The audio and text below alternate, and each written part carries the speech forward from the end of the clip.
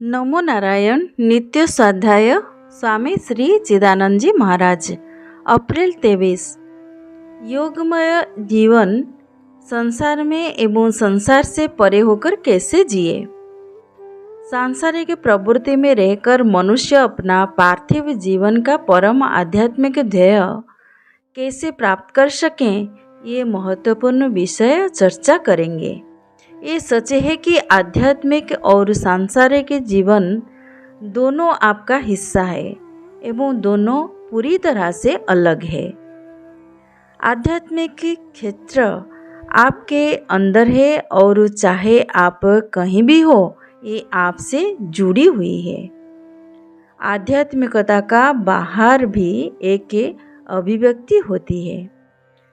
आप अपने में अथवा आपके बाह्य परिस्थिति में कोई बाहरी दिखावा फेरफार लाके आंतरिक जीवन पैदा नहीं कर पाओगे, कारण ये आत्ममय जीवन है एवं जहाँ भी हो आपके आंतरिकता ईश्वराभिमुख ही होगा।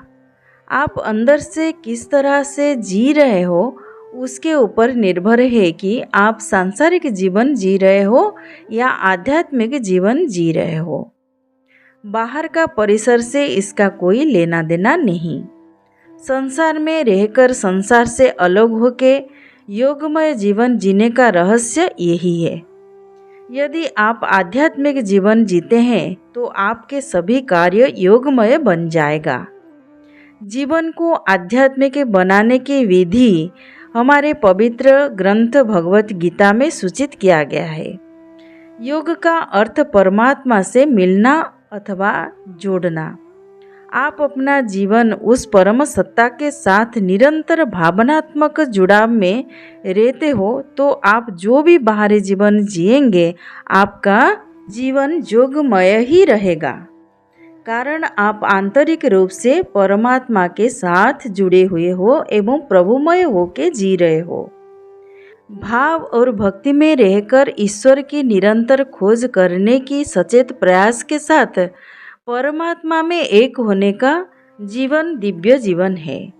जीवन की सार्थकता ईश्वर के साथ एकता स्थापित करने में है।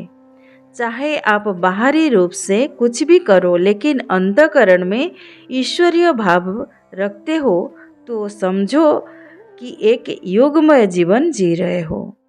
ऐसा संतुलित जीवन जीकर हम जो आध्यात्मिक संपदा अर्जित कर सकते हैं उसे चोर लूट नहीं सकते और ना कोई परमाणु अस्त्र नष्ट कर सकता है। ईश्वर आपका कल्याण करे। हरि ओम। नमो नारायण।